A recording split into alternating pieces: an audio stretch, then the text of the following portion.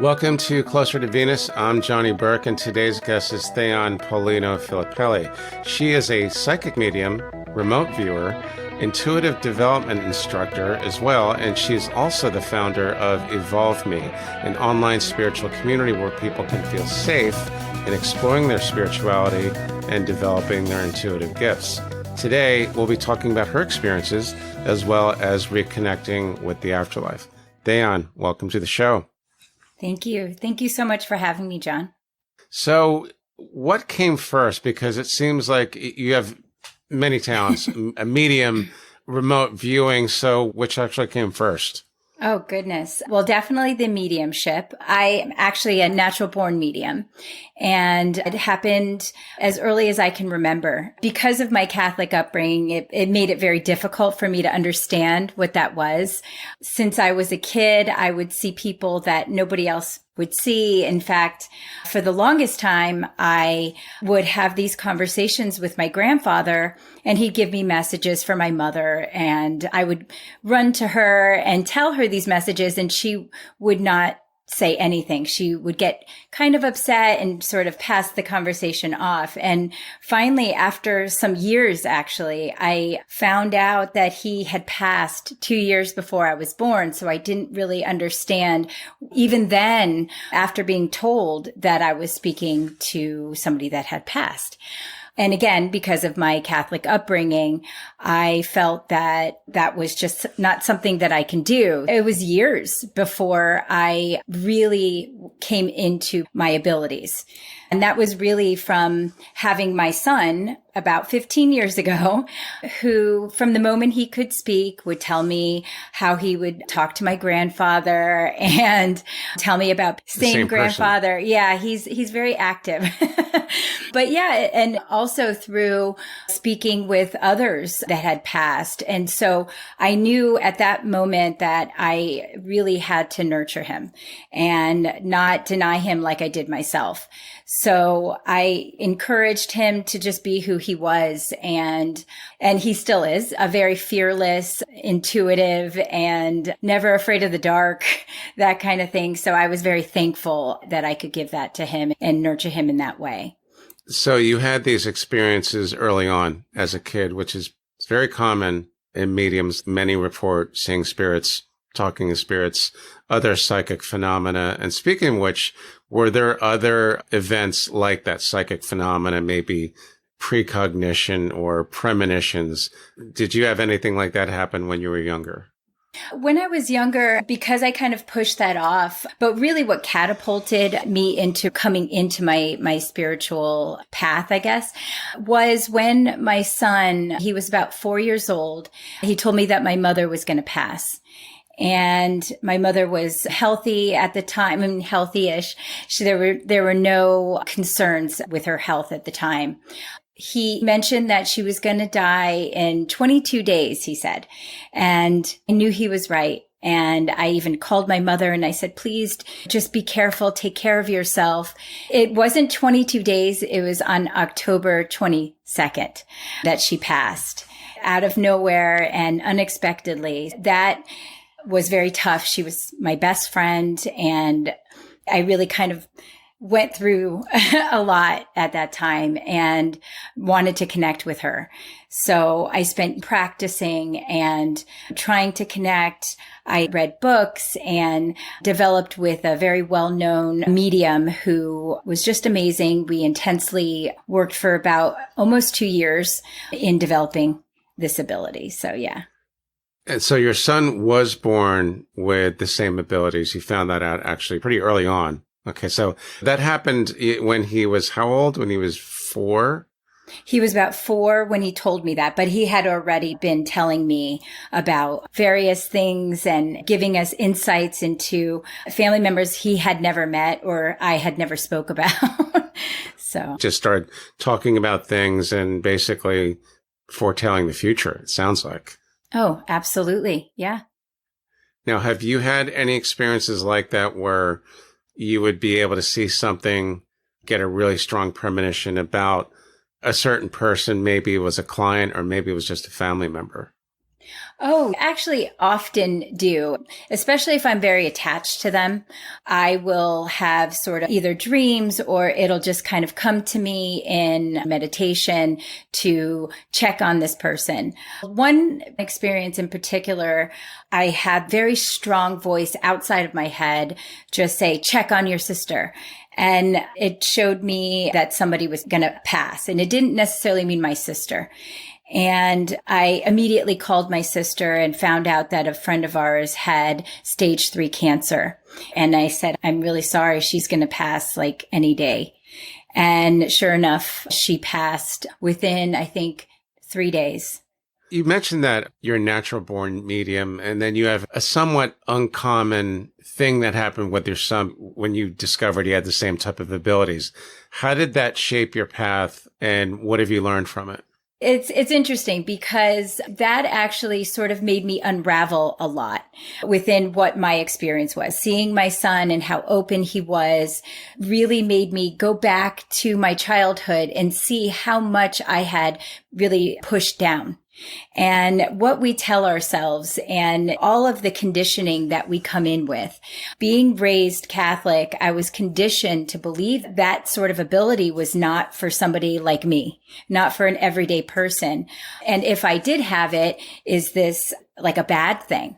But when I see this innocent boy telling me these things, that couldn't be further from the truth.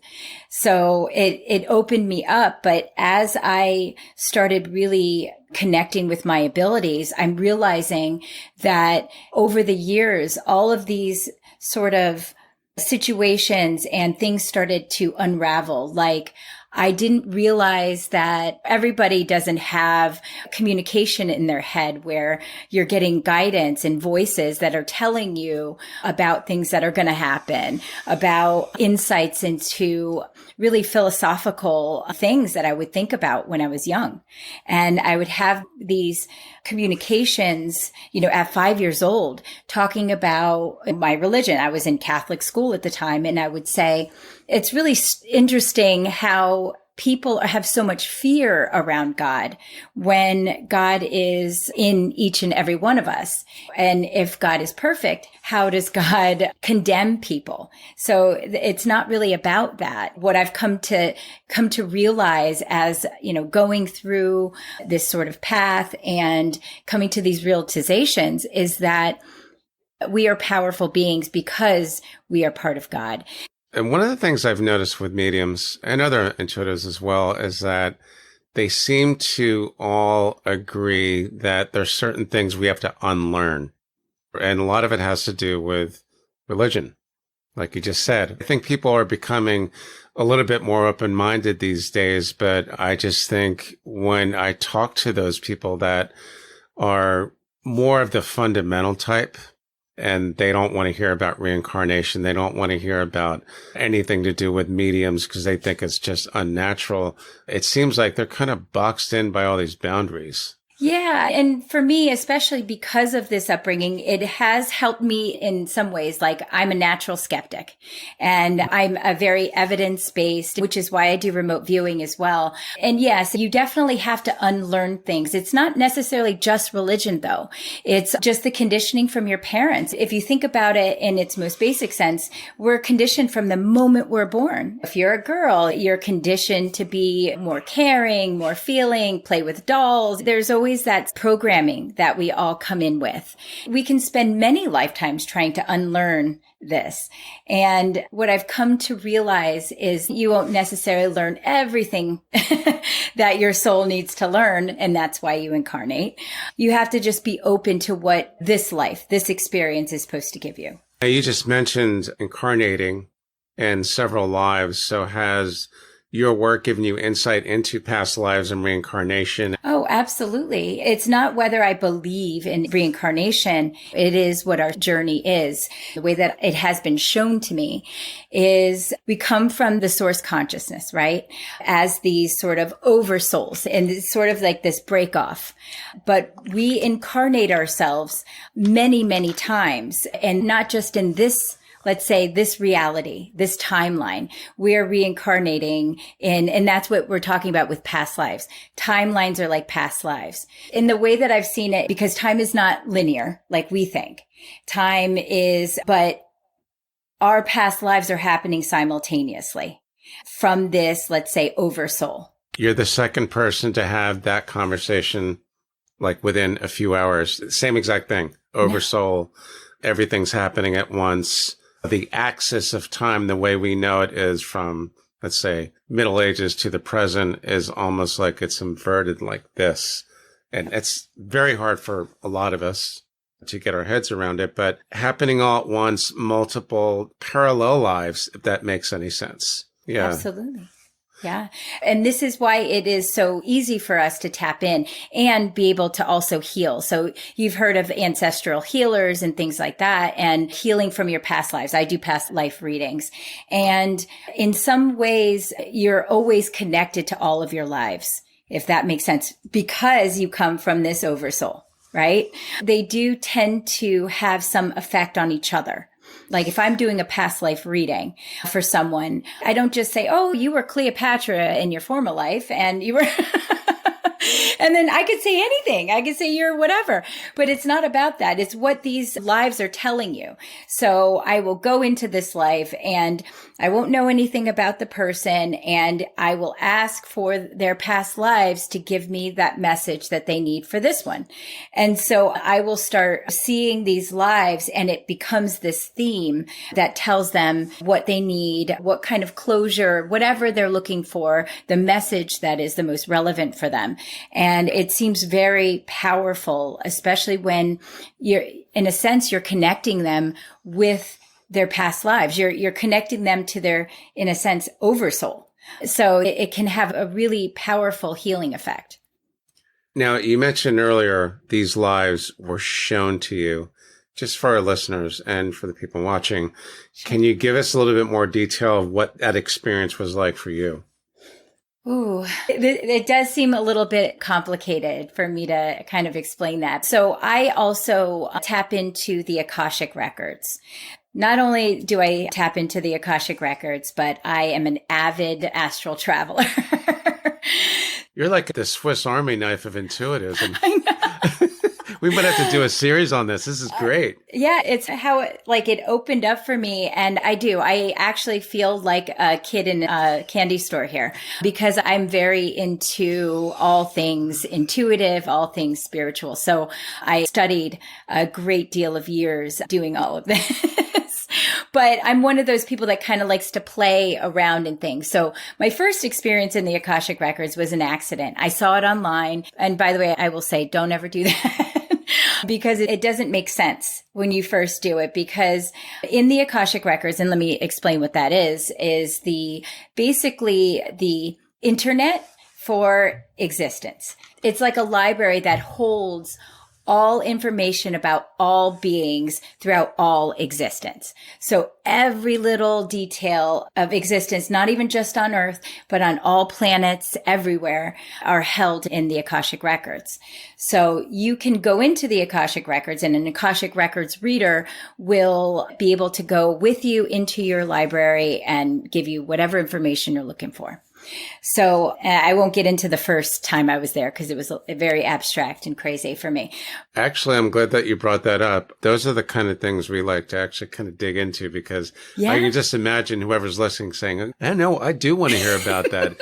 I'm beginning to think that might be, first of all, an entirely different episode. If we run out of time, we can always do a part 2. But tell us what the first experience in the records was like. Oh, goodness. Okay. So I read a few books, and I thought, okay, I can do this. And I did understand everything happened simultaneously in the Akashic Records. So time is not linear. So you'll see your past, present, future at the same time if you don't understand how to view it. So you should always go with your trusted guides. If you don't know who your guides are, just call out to a guide that will best help you in the Akashic Records. It is very ceremonial in the beginning. You do the sort of a prayer to open up the records. And I did that. And this being opened the door. I couldn't quantify his face. Like, it didn't register. It was almost when your eyes don't get quite focus. It just stayed that way. And it was really interesting. I couldn't make it out. And as they opened the records, I just saw this massive library, and it was filled with books. I couldn't even see the top. Obviously, it must be eternal. So this is what I'm thinking. So I to my library, and this other being comes, and he looks like, I don't know, he looks like an outline of a human male, but filled with this like gold energy that's like circulating. It was really odd. So at the time I was like, I couldn't understand what that meant. And this being kind of showed me sort of, I guess, future me, this future version of me, but had some sort of connection with what I'm doing now. I couldn't understand it really. And that's why either you need to go with somebody that is either giving you a reading, or you definitely need to go to school for it. And that I did. Yeah. It is complicated because the future you or the future me can change on a dime depending on what we're doing now. But that's interesting. Past life readings, how did you start doing that? Was that just a natural outgrowth of the mediumship, or was there like an event that triggered that? Well, I went to the International School for Clairvoyance, and one of our practices were to learn how to read past lives. When we first started to do it, we had to view it as a timeline, like a literal timeline. And for some reason, I had that feeling, and I've done many practices before, and I knew that this is something that I really took to, because as soon as we started the first practice, we were supposed to view it as a timeline, like I said, but there were supposed to be rings on that timeline that represented all the lives. The rings started glowing for me. And immediately I was like transported into one of these rings. This is in meditation, and I can see everything, and I could feel that I was there. I felt like my feet were on the ground. I could feel the energy in the air, the smells, everything. And it was a very profound sort of experience. And this is why I'm a big astral traveler. I find it very easy to come out of my body. So it made going and reading past lives very easy for me. And when I'm with a client, we kind of experience it together. There's some sort of energy that happens because I'm very empathic and I feel vibration so much that when I'm reading somebody, I can go into their past lives and take them with me, sort of. It's a strange, strange experience, but beautiful. It does sound like it. One of the things I've always been curious about is, because I know that past life readings are different than past life regression, but did you ever get the inclination that someone can actually go back into the past or the future and actually exist there? Or is it really more like watching a video, watching a movie? It's funny because if, let's say, time is not linear, you already do exist in the future. And because of free will, there are different timelines, right? So those timelines still exist. Whether you take them or not doesn't necessarily mean that they don't exist, right? So when I'm reading somebody in any kind of reading, and we're talking future stuff, I never will say, you are going to meet the man of your dreams. He's going to be wearing a blue shirt. And, you know, like never. Yeah. Right. Could be you. Right. And what I will say, and even if I see that man, I'm going to say to them, well, there's a possibility that you will. Everyone has free will, but I tend to not want to give them certain details because a lot of them are withheld from me. Because if I do say that, like if I do say he's wearing a blue shirt, everybody with a blue shirt that I see, I'm going to think is that guy. And not that I withhold any information. If this is the path that is for their highest good, then I'll see it a little bit more clearly. But it's a possibility. I'm not going to really go there with them because that's not what they want to hear. Right. And I've heard that too, that mediums will often hold back on things that might not be the most positive things in the world. You find the same thing? I try not to, because if I'm getting the information, sometimes I do get the information to help steer the reading. But for the most part, if I'm getting specific information, like, okay, you have to go take that bus 234, I'm going to tell them, take bus 234 because it takes them to whatever path. But I don't like to give the information like he's wearing a blue shirt unless there's more behind it. Right? Like, okay, in 5 minutes, your door is going to open and a guy with a blue shirt's that's him. I'm very good with my guides and my guidance so that I know what information is for me and what information is for the client, if that makes sense. Mm-hmm. It does. Yeah. It does. So you mentioned also remote viewing. Is that just another skill or does that figure into your workflow? Oh my gosh. I absolutely love remote viewing. I was introduced that also at International School for Clairvoyance, and I call it ISC. I'm curious. There's actually a school for clairvoyance. That's amazing. Gosh. There's several schools, and ISC is an excellent school. There's Berkeley. There's the Monroe Institute. There are quite a few. With remote viewing, it was developed for the CIA in the 70s. It wasn't truly developed for the government at the time. But Ingo Swann is really like the godfather of remote viewing. They developed it, like I said, for the CIA to do spying. That's other crazy. Governments were doing, isn't it? It's incredible. It is. Yeah. There's a whole thing about it. For the longest time, of course, the government didn't really want to disclose stuff like that, of course. I think it was in maybe the 80s or something like that they stopped the program, or they said they stopped the program, but I believe it went on for a long time. It still is. Absolutely. I would think we'd want to have several of these psychics spying on several different nations, which we can pretty much guess who that is. It's not really a mystery, is it? Yes, I have some stories about, yes. Yeah, it's incredible. There's a whole show on this. It's called Third Eye Spy. Definitely look it up and you're going to see some really interesting stuff. Why I love remote viewing is, one, it's evidence-based, obviously. And for me, I'm a truth seeker and natural skeptic. So getting that real evidence is key for me, and it helps me with my other abilities. And especially because I'm an astral projector, I definitely project myself into some of these locations and things like that. I'm actually currently using my remote viewing for another program that I'm in, and that's for psychic detective work. and it's amazing. Oh, that's so cool. Oh, it's so cool. I love that. And I'm actually working with Pam Coronado, the famous psychic detective. She actually had a show for the longest time. Some of these high profile cases she's been on. You definitely look her up. I grew up watching her, and she even did the Chandra Levy case, and we use remote viewing to view the target. And it's horrible to say that what we're looking for is exciting, but it is. It's exciting to feel like you're helping in that way, giving people closure when they are missing their family member, want to know what happened to a family member.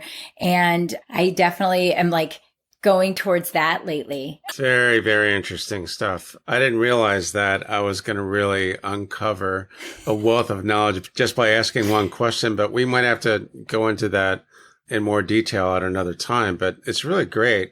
So you've obviously had a lot of different experiences, and you had mentioned at the beginning of the episode that your son was able to communicate with your grandfather, and you were able to communicate with your grandfather without really knowing that he passed before you were born.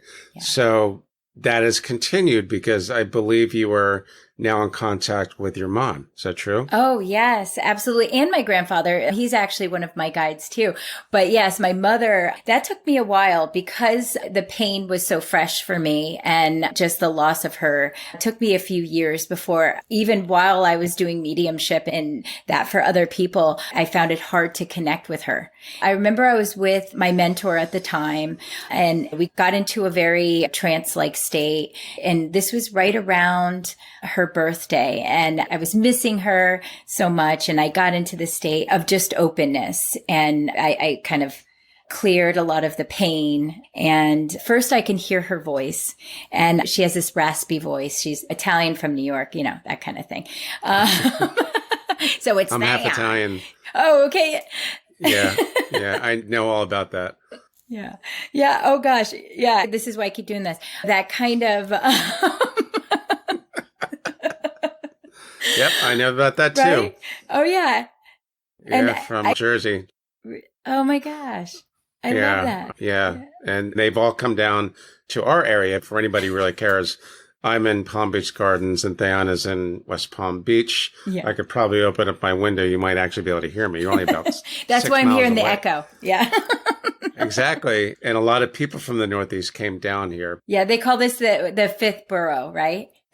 Yeah. Yeah. Yes, it is. Yeah. Very interesting. And you brought up something that's really, really important. When your mom first passed, it was very hard to make contact. I've been told by several mediums that when people come to see them because they want to get in touch with someone who just passed, they're often discouraged from doing that too early because the grief can actually get in the way of the medium trying to make contact. Oh, yes. You find that to be true also? Yes. And there's various reasons why. One thing that I will say is I used to get this too when I would try to connect with my mother and I would see a psychic. A lot of them will tell you that one is either they're not communicative at all. They weren't in life and therefore they aren't now. And two, yes, the grieving process would be really difficult for even the one that has passed. They mourn the person that they left or something like that. Or a traumatic experience happened. Let's say either they took their own life, they died tragically, and in a sense, they'd still be in shock a little bit and have to kind of acclimate to where they're at and be able to learn to communicate back to the physical world. What I hear often from a psychic is, okay, well, they just passed, so then that's not going to happen. That's actually not true. I've talked to people that had passed hours just before connecting with them. So it depends on the spirit and the connection, the communication that they want to get through. So in other words, if you have a sitter that is steeped in grief, you're saying that may get in the way, it might not, in terms of you trying to make contact with a particular loved one or anyone. Yeah, I would say it wouldn't necessarily be like solely dependent. I would say try. And if it feels too painful for them, then definitely don't. The communication can only happen when two people or two beings are ready, right? So that sitter needs to feel ready for sure and ready for that closure and open. The communication from that spirit needs to be ready as well in their way. In the recent years, a lot of us have seen psychics all over the place, mediums, and some are more developed than others. What are your thoughts on that? Does that have anything to do with ascension, the veil getting thinner, or something different? Yes. Well, it's interesting because of the community that I built. I did a lot of research into how people are coming into their spiritual path. And what I noticed in research and marketing, just in marketing, is that 2018, every year, 3 times as many people as the year before since have come to a spiritual practice, right? 3 times. 3 times. Isn't that crazy? What I see is just the landscape, the current social climate and government, and there's media. There's a lot of mistrust. People are starting to wake up, and not just spiritually, just wake up because, and we talked about this in the beginning, is we're coming from a place of programming. And as our society starts developing and realizing that we're all one in that sense. So if we're all one, then we're all equal. I do feel that feeling. There's like this energy. There is sort of this push to ascend, to bring this world into that higher vibration where we are more attuned to all that's around us rather than just this specific physical existence. That makes sense. Raising the vibe, in other words. Yep. I hear that a lot too, frequency and vibe. Normally I would ask, is there anything else we should know? But I think that might necessitate a part 2 because we didn't even get into some of your experiences, some of your cases as a medium. To be continued. Theon, thanks so much for joining us today. I'm sure we will reconvene at some point. In the meantime, how do our listeners find you online? They can look me up on EvolvMe.com. That's evolve without the E at the end, me.com. I'll put that in the show notes and the transcript as well. You've been watching Closer to Venus. I'm Johnny Burke. If you enjoyed this episode, please consider subscribing for more info. You can also go to closertovenus.com. Thanks again for tuning in, and we'll see you next time.